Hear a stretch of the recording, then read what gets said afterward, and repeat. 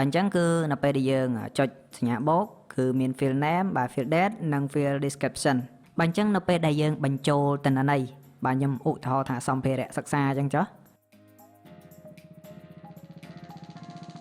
បាទថ្ងៃទីដែលបញ្ចូលហ្នឹងគឺប៉ុណ្ណឹងហើយយើងមាន description បាទអញ្ចឹងនៅពេលដែលយើងចុច submit បាទឃើញថាវាធ្លាក់មកអញ្ចឹងបាទអញ្ចឹងនៅពេលដែលយើងលុបបាទគឺវាបាត់ទិន្នន័យអញ្ចឹងតែឥឡូវយើងទៅអនុវត្តកូដទាំងអស់គ្នាបាទអញ្ចឹងគឺជាដំបូងគឺយើងត្រូវចូលទៅកាន់ import បាទខាង UI បាទអញ្ចឹង pack បាទ pack គឺតកតងទៅនឹង category បាទយើងអត់ទាន់មាននៅឡើយទេគឺ category បាទអញ្ចឹងយើងត្រូវបង្កើតវាបាទយើងធ្វើការបង្កើតបាទចុចបូកអញ្ចឹងមកបាទបំពេញបាទអញ្ចឹងគឺ category បាទបន្តមកយើងបើក view ឲ្យវាបាទយើងដាក់ចោលអញ្ចឹងមក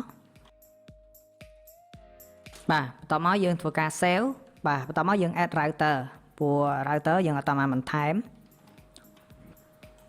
បាទចុចលើនឹងមកបាទបន្តមកយើងធ្វើការ scroll ទៅក្រោមមកយើងធ្វើការ copy paste បាទយើងដាក់ category បាទបន្តមកយើងទៅកាន់ app.view បាទបន្តមកយើងថែមបាទ menu ឲ្យវាបាទត្រង់ចំណុចនេះយើងធ្វើការ copy paste បាទបន្តមកយើងដាក់ category អញ្ចឹងមកយើងដាក់ icon ឲ្យវាបាទបន្តមកយើងធ្វើការ save បាទ save បាទរួចយើងទៅមើលលទ្ធផលទាំងអស់គ្នា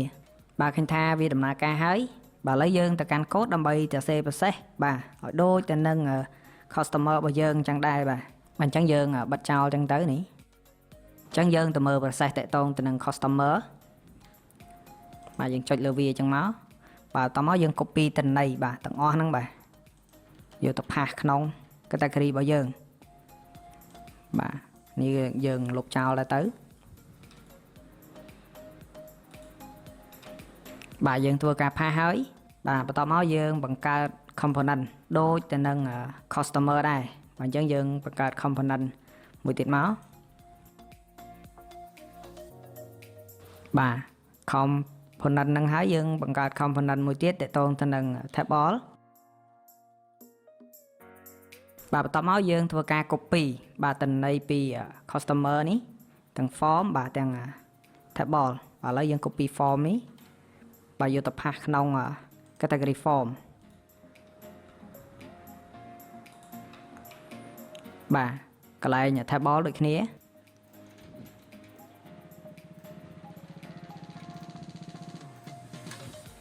បាទឥឡូវយើងធ្វើការកែទិន្នន័យ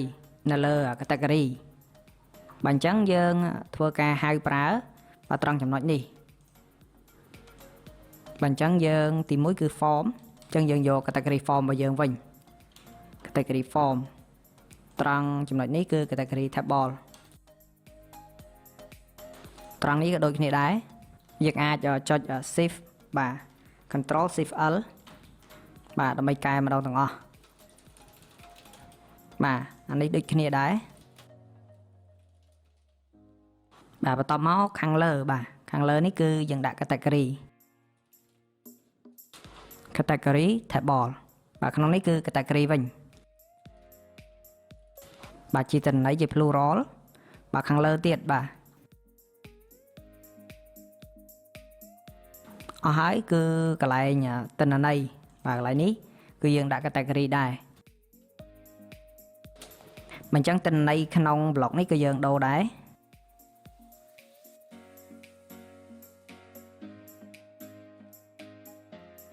បាទអញ្ចឹងយើង scroll ចុះមកក្រោមទៀតមកបាទយើងពិនិត្យមើលបាទអូទៅមាន customer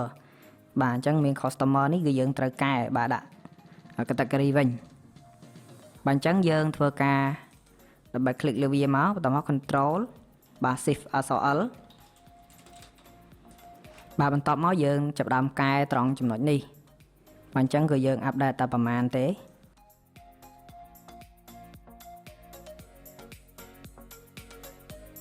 បាទបន្ទាប់ពីយើងពិនិត្យមើលអត់មានអ្វីត្រូវកែទៀត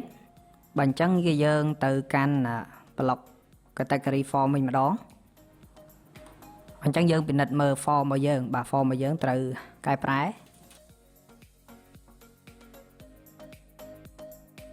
បាទគឺកែប្រែ form នេះបាទអញ្ចឹងយើងធ្វើការលុបចាប់ពីត្រង់ចំណុចនេះចឹងបាទយើងចុចអក្សរ shift រួច click បាទវាធ្វើការ select ក្នុង block ប៉ុណ្ណឹងបាទរួចយើងលុបវាចោលបាទយើងថែមអ្វីដែលថ្មីយើងត្រូវបន្ថែមបាទគឺមាន date បាទយើងដាក់ time date ចឹងមក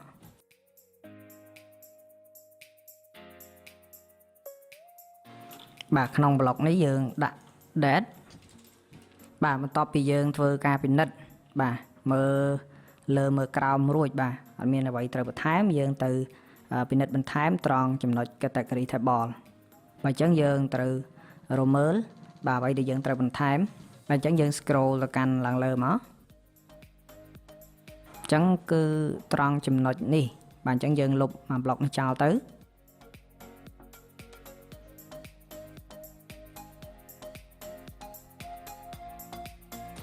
បាទយើង scroll ឡើងលើបាទយើងលុប block នេះចោលទៀត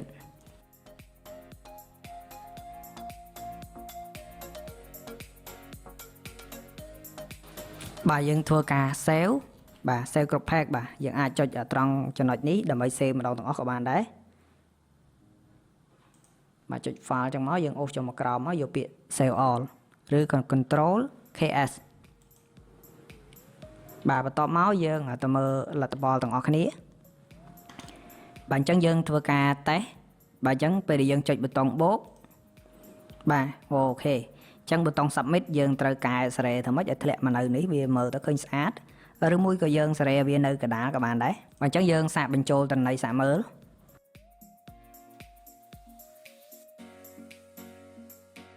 បាទបន្ទាប់មកយើងចុច submit បាទឃើញថាត្រឹមត្រូវមកធ្លាក់តន័យមកហើយបាទអញ្ចឹងនៅពេលដែលយើងចុច edit បាទវាពបមកបាទឃើញថា soft string ក៏ប៉ុន្តែថ្ងៃទីបាទថ្ងៃទីវាអត់មកទេដោយសារតែយើងមានបញ្ហាណាមួយបាទឥឡូវយើងទៅពិនិត្យទាំងអស់គ្នាបាទអញ្ចឹងគឺតកតងទៅនឹងក្នុង block category w គឺ page របស់យើងបាទយើង scroll ចូលមកក្រោមមកបាទត្រង់ block edit បាទ handle edit នេះបាទអញ្ចឹងយើងកែអត់តាន់បានអស់បាទក្នុង block នេះគឺយើងតកតងទៅនឹងបោះថ្ងៃទីអញ្ចឹងគឺ date do បាទយើងធ្វើការ save ទៅបាទរួចទៅមើលលទ្ធផលទាំងអស់គ្នាបាទឥឡូវយើងចុច edit បាទឃើញថាវាបោះមកហើយបាទឥឡូវយើងដូរថ្ងៃទីបាទដាក់ថ្ងៃ5វិញបាទបន្តមកយើងដាក់ source string បាទយើងធ្វើការ update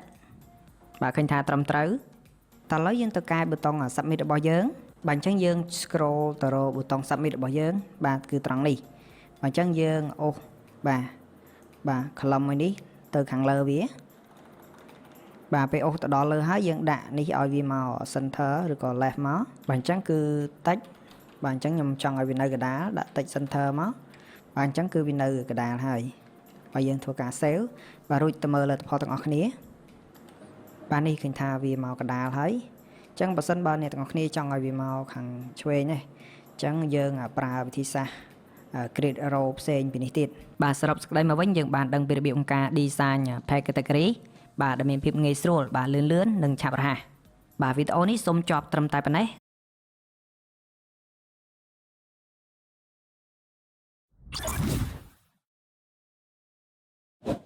បាទសួស្តីអ្នកទាំងអស់គ្នាវីដេអូវគ្គមុនយើងបានសិក្សាអំពី category បាទចំណាយវីដេអូនេះយើងនឹងទៅបន្តតាក់ទងទៅនឹង item វិញម្ដងបាទនេះគឺជាទម្រង់ទូទៅបាទនៃ page item តោះឥឡូវយើងទៅមើលឧទាហរណ៍ទាំងអស់គ្នាបាទនេះគឺជា page item បាទអញ្ចឹងគឺមានការបោះបង្ហាញតាក់ទងទៅនឹង name បាទ category date description status ជាដើមបាទអញ្ចឹងនៅពេលដែលយើងចុចប៊ូតុងបូកគឺទៅ pop មាន field name បាទ category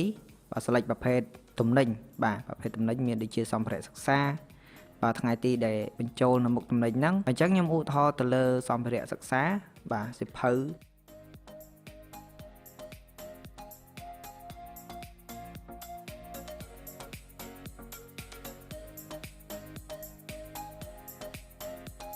ចឹង description នេះយើងអាចចុះបន្ទាត់បានហើយ enter បន្តទៅសេបន្តចឹងបាន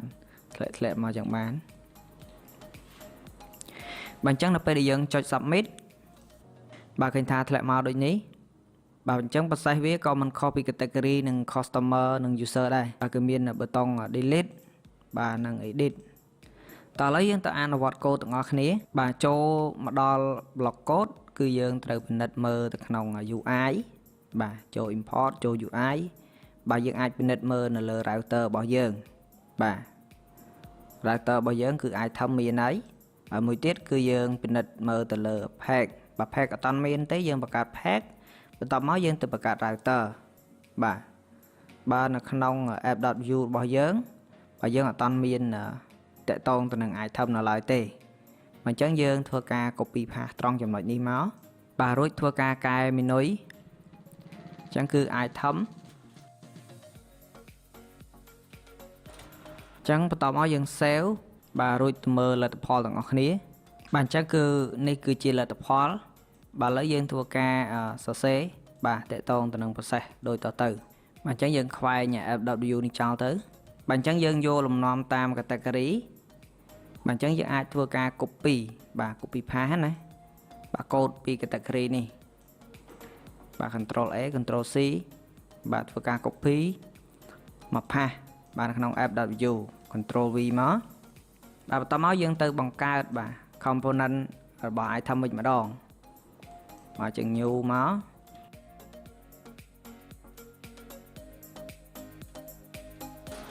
បាទបន្តមកយើងទៅ copy ពី category បាទទាំង form បាទនេះគឺ form អញ្ចឹងគឺ control A control C copy ដាក់នៅលើ item form បាទ control V table ក៏ដូចគ្នាដែរអញ្ចឹងយើងចូលទៅកាន់ category table បាទបន្តមកយើងចុច control A control C បាទបន្តមកយើងធ្វើការ pass នៅក្នុង item table បាទបន្តមកយើងធ្វើការកែទិន្នន័យបាទចាប់ពី item ទៅមុនសិនបាទអញ្ចឹងយើងអាចកែពីត្រង់ចំណុចនេះទៅក៏បានដែរបាទត្រង់នេះគឺត្រឹមត្រូវហើយបាទព្រោះយើងប្រើប្រាស់ date បាទ category នេះបាទអញ្ចឹងយើងអាចធ្វើការ control បាទ shift អក្សរ L បាទរួចកែពាក្យទៅដាក់ item វិញដែលមានអក្សរ S បាទអញ្ចឹងគឺការលុបដូចគ្នាបាទឃើញថាកន្លែងនេះត្រូវហើយម្ដងនេះក៏ត្រូវដែរបាទអញ្ចឹងគឺកន្លែង update មួយទៀតបាទត្រង់ចំណុចនេះគឺមាន name បាទមានថ្ងៃទីមាន category ID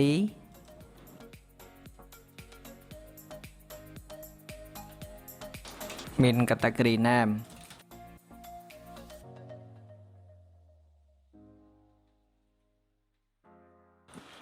បាទបន្តមកយើងទៅពិនិត្យខាងលើទៀត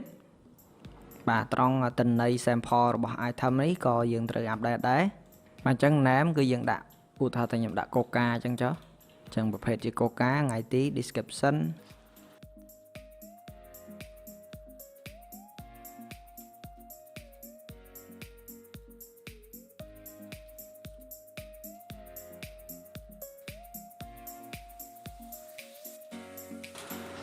បាទបន្ទាប់មកយើងទៅកាន់ខាងលើបន្តទៀត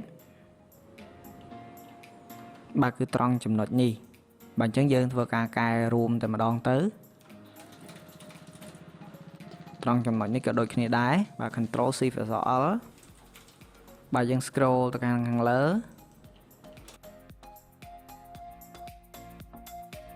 បាទនៅក្នុង item.view នេះគឺអត់មានអីត្រូវកែទៀតទេបាទគឺអស់ហើយបាទវីដេអូនេះសូមចប់ត្រឹមតែប៉ុណ្ណេះជួបគ្នានៅក្នុងវីដេអូក្រោយដែលយើងនឹង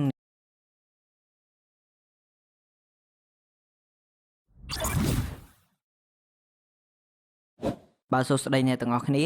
បាទវីដេអូនេះយើងនឹងទៅបន្តការកែប្រែ item form និង item table បាទអញ្ចឹងយើងចុច item form ទៅបាទអញ្ចឹងយើងធ្វើការកែប្រែទិន្នន័យនៅក្នុងនេះបាទនេះគឺឃើញថាត្រឹមត្រូវហើយយើងអាចទទួលយកបានបាទត្រង់ចំណុចនេះយើងបន្ថែម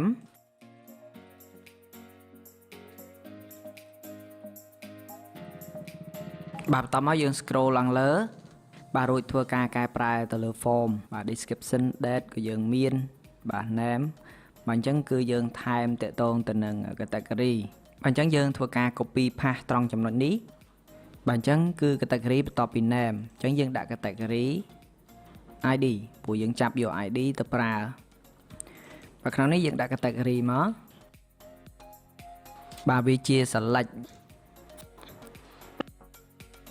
ចឹងគឺយើងទៅខ្វះ option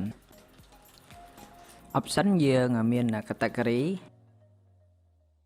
អញ្ញត្តិមួយនេះគឺយើងអត់ទាន់មាននៅឡើយទេអញ្ចឹងតិចទៀតយើងនឹងទៅប្រកាសវាទាំងអស់គ្នាអញ្ចឹងយើងទៅធ្វើការប្រកាស category option ទាំងអស់គ្នា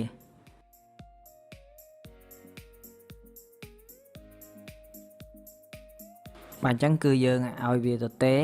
ប៉ុន្តែនៅពេលដែលវា start up page item form នេះភ្លាមគឺខ្ញុំឲ្យវាធ្វើការទាញទិន្នន័យបាទឲ្យទៅកាន់ category option អញ្ចឹងគឺយើងត្រូវបង្កើត function មួយ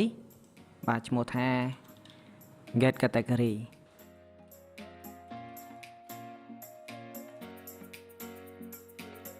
អញ្ចឹង function get category ហ្នឹងគឺវាមានតួនាទីផ្ដល់ទិន្នន័យឲ្យ category ហ្នឹងអញ្ចឹង sample មានដូចជា ID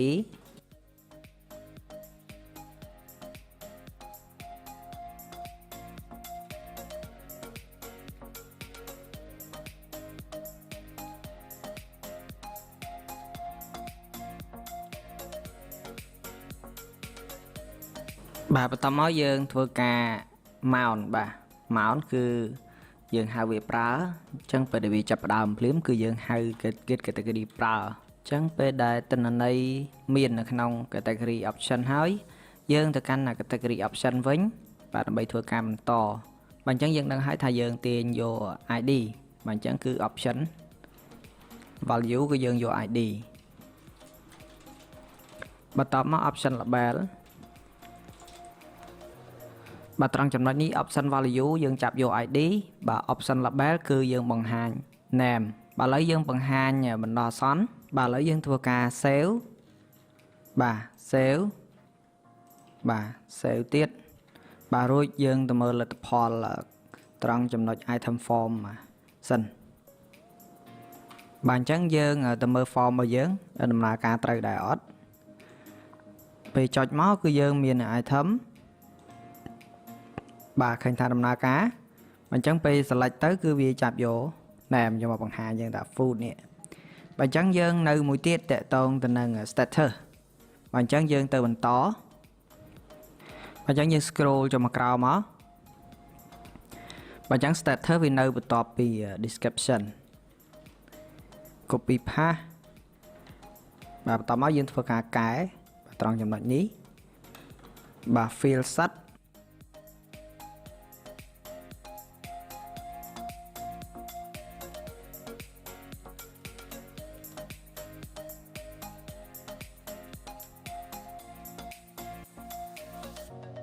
បាទអញ្ចឹងយើងទៅធ្វើការកែទៅលើ item table បន្ទាប់បាទអញ្ចឹងយើងមើលពីក្រោមឡើងលើបាទអញ្ចឹង event នេះបាទយើងដូចយើងដឹងពីមុនអញ្ចឹងគឺអត់មានអ្វីប្រែប្រួលទេបាទគឺថាត្រង់ចំណុចនេះគឺយើងត្រូវថែមបាទ name ហើយគឺ category បាទបន្តមកចុងក្រោយគឺ status បាទត្រង់ header ក៏ដូចគ្នាដែរអញ្ចឹងគឺ category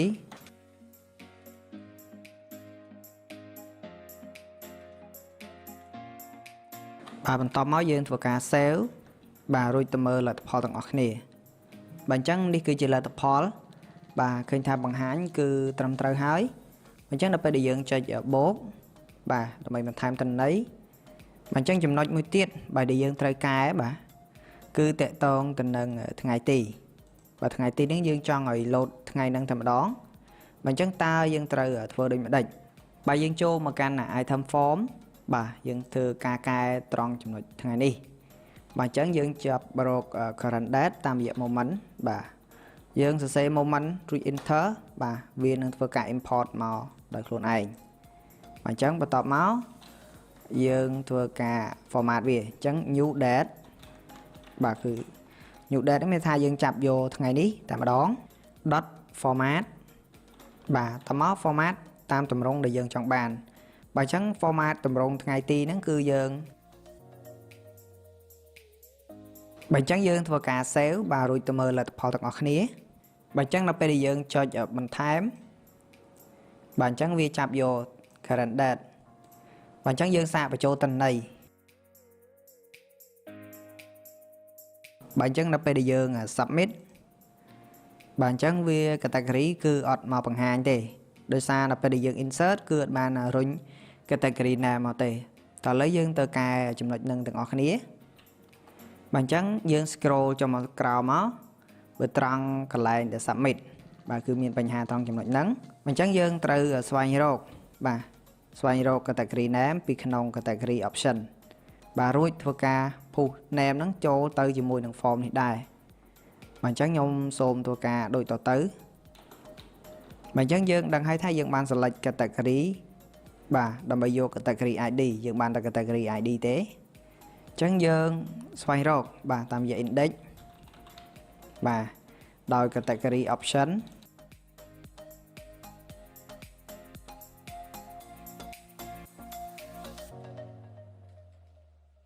បាទអញ្ចឹងពេលដែលយើងស្វែងរកឃើញហើយបាទអញ្ចឹងគឺយើងឲ្យ form បាទ dot ទៅនឹង category name បាទអញ្ចឹង dot ប៉ុណ្ណឹងមានថាវាបង្កើតបាទ field ថ្មីនៅក្នុង object មួយហ្នឹងគ្រាន់តែយើងចុច dot ហ្នឹងគឺវាបង្កើតបាត់ហើយបន្ទាប់មកយើង assign value ឲ្យវាអញ្ចឹង assign value គឺ category option នៃ index ណាមួយបាទ dot name បាទអញ្ចឹងគឺរួចរាល់បាទអញ្ចឹងយើងធ្វើការ save បាទរួចទៅមើលលទ្ធផលទាំងអស់គ្នាបាទអញ្ចឹងបាទអញ្ចឹងនៅពេលដែលយើងចុចបន្ថែមបាទអញ្ចឹងយើងធ្វើការបំពេញឈ្មោះទៅឧទាហរណ៍ខ្ញុំបំពេញ spy បាទអញ្ចឹងយើងធ្វើការ submit បាទអញ្ចឹងឃើញវាមកណា source string អញ្ចឹងយើងអាចបន្ថែមមួយទៀតនៅពេលដែលយើងចុច add គឺ form របស់យើងគឺនៅពាក្យបាទគឺនៅពាក្យ customer form អញ្ចឹងយើងអាចកែពាក្យហ្នឹងបាទទៅជា item វិញមកបាទគឺត្រង់ចំណុចនេះអញ្ចឹង item form បាទអញ្ចឹងគឺថាត្រឹមត្រូវហើយបាទអញ្ចឹងយើងធ្វើការ save បាទរួចទៅមើលលទ្ធផលទាំងអស់គ្នាបាទអញ្ចឹងនៅពេលដែលយើងចុចបូកបាទឃើញថាវាដំណើរការហើយបាទសរុបសេចក្តីមកវិញយើងបានបញ្ចប់នៅការ design ទាក់ទងទៅនឹង item ដែលមានដូចជា component table របស់ item និង form របស់ item បាទវីដេអូនេះសូមចប់ត្រឹមតែប៉ុណ្ណេះសូមអរគុណ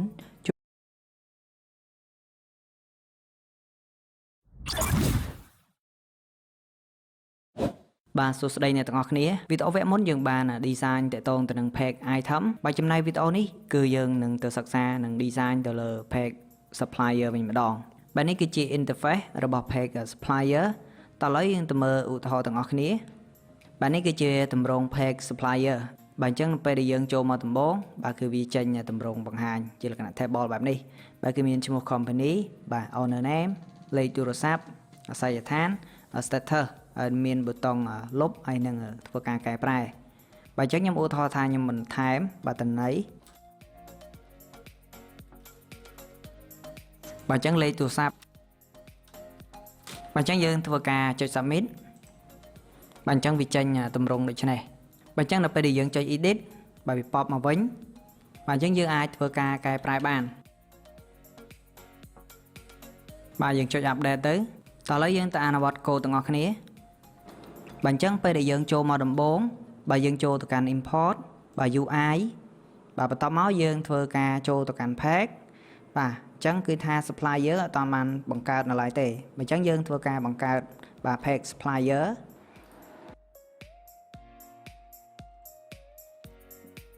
បាទបន្ទាប់មកយើងសរសេរបាទអ្វីជាជំនួយបន្តិចទៅ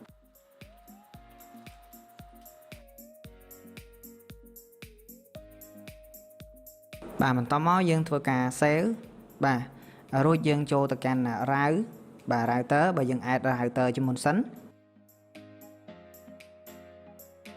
បាទបន្តមកយើងធ្វើការបន្ថែម route បាទអញ្ចឹងយើងធ្វើការចុច shift alt arrow down បាទបន្តមកយើងធ្វើការកែប្រែអញ្ចឹងយើងដាក់ supplier មក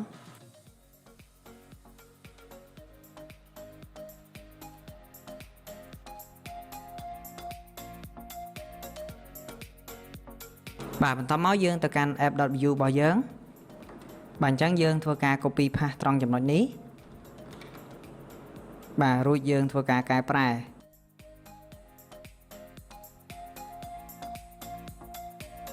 បាទបន្តមកយើងធ្វើការ save all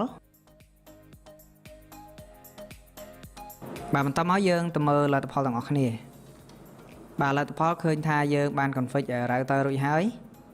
តោះឥឡូវយើងទៅអនុវត្តបន្តទាក់ទងទៅនឹងការបង្កើត component តោះឥឡូវយើងធ្វើការ close app.view បាទ route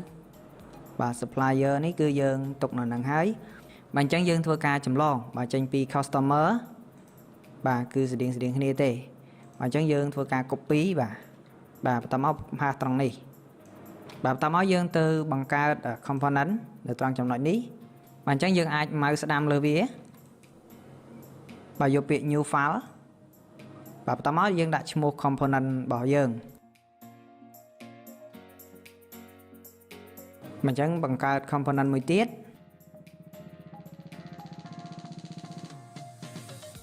បាទអញ្ចឹងយើងធ្វើការចម្លងបាទ component នៅក្នុង customer form បាទយើង control A control C បាទទៅផាសក្នុង supplier form control V បាទនៅក្នុង customer table ក៏ដូចគ្នាដែរបាទយើង control A control C ទៅផាសនៅក្នុង supplier table បាទ control V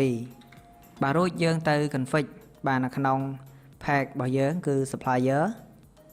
បាទយើង config តាក់ទងទៅនឹងការប្រើប្រាស់នេះអញ្ចឹងគឺយើង control shift អក្សរ L តមកយើងសរសេរឈ្មោះបាទ component form របស់យើង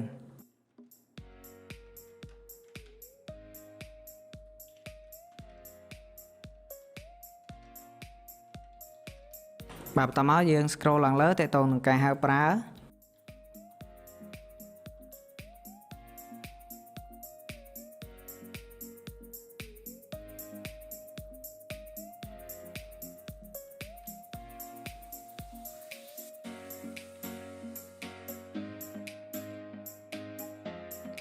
បាទយើងធ្វើការ save បណ្ដោះអាសន្នបាទឥឡូវយើងធ្វើការ save all បាទរួចទៅមើលលទ្ធផលទាំងអស់គ្នាបាទឃើញថាដើរបាទនេះ component table បាទនេះ component form បាទអញ្ចឹងវីដេអូនេះសូមចប់ត្រឹមតែប៉ុណ្ណេះជួបគ្នានៅក្នុងវីដេអូក្រោយដែលយើង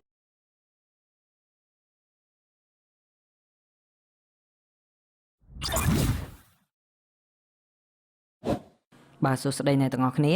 បាទវីដេអូវគ្គនេះយើងនឹងធ្វើការ design ទៅលើ form បាទអញ្ចឹងយើងចាប់ផ្ដើមធ្វើការពីក្រោមឡើងទៅលើបាទអញ្ចឹងយើងសម្អាតត្រង់ចំណុចនេះចោល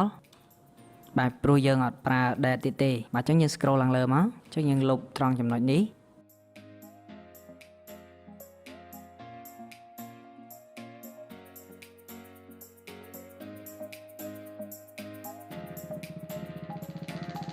បាទបន្តមកយើង scroll ឡើងលើបាទយើងធ្វើការលុប moment JS របស់យើងចោល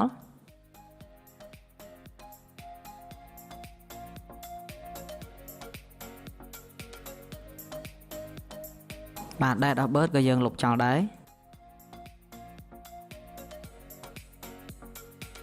បាទអញ្ចឹង gender ក៏យើងលុបចោលដែរបាទអញ្ចឹងយើងធ្វើការកែប្រែបាទត្រង់ចំណុចនេះគឺយើងដាក់ company name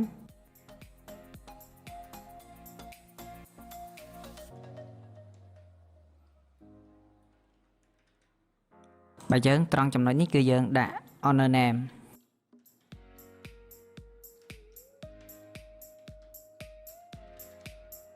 បាទយើង scroll ឡើងលើអញ្ចឹងកន្លែងនេះយើងដាក់ supplier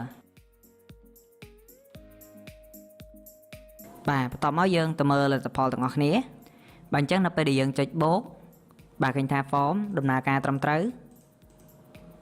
បាទអញ្ចឹងប៊ូតុងក៏យើងត្រូវសារ៉េមកដាក់ block នេះក៏បានដែរស្រួលបាទអញ្ចឹងយើង scroll ទៅរកប៊ូតុងរបស់យើងបាទអញ្ចឹងយើងអាចបន្ថែមបាទត្រង់ចំណុចនេះយើងសរសេរ copy paste មក Ctrl C រួច Ctrl V បាទយើងសេមកវារត់ទៅតាមអ្វីដែលយើងចង់បានហើយបាទឥឡូវយើងទៅមើលលទ្ធផលទាំងអស់គ្នាបាទឥឡូវឃើញថាប៊ូតុង load មកនៅទីនេះហើយបាទឥឡូវយើងទៅធ្វើការកែបន្តតាក់ទងទៅនឹង table បាទនេះគឺជាកូដនៅលើ table របស់យើងបាទអញ្ចឹងយើងចាប់ផ្ដើមធ្វើការកំណត់ទាំងអស់គ្នា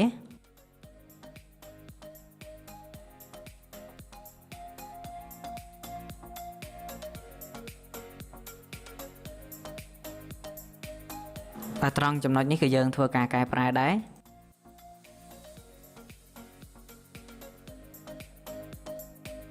បាទបន្តមកយើង បាទបន្តមកយើង scroll ទៅក្រោម filter នេះគឺយើងអត់ប្រើទៀតទេបាទអញ្ចឹងយើងធ្វើការលុបចោលបាទ moment នេះក៏យើងអត់ប្រើដែរបាទអញ្ចឹងយើងធ្វើការ save រួចទៅមើលលទ្ធផលទាំងអស់គ្នា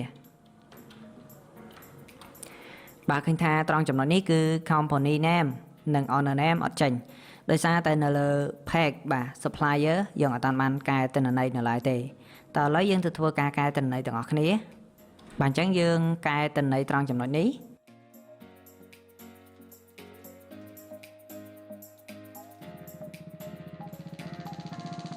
បាទត្រង់ចំណុចនេះយើងលុបចោល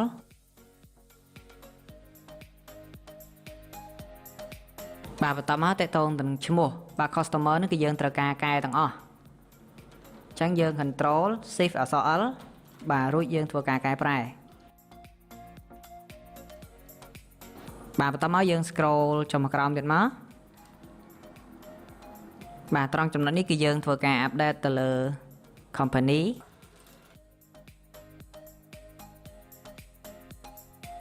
បាទត្រង់ចំណុចនេះយើងលុបចោល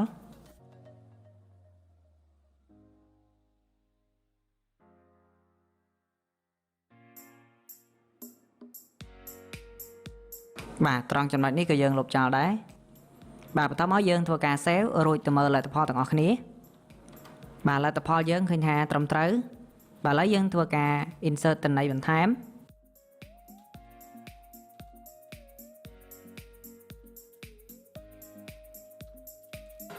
បាទបន្តមកយើងចុច submit បាទឃើញថាត្រឹមត្រូវបាទអញ្ចឹងនៅពេលដែលយើងសាកលុបបាទសរុបសេចក្តីមកវិញយើងបាន design តាក់ទងទៅនឹង page supplier បាទអញ្ចឹងយើងបានបង្កើត component table និង component form សម្រាប់ page supplier ផងដែរបាទវីដេអូនេះសូមចប់ត្រឹមតែ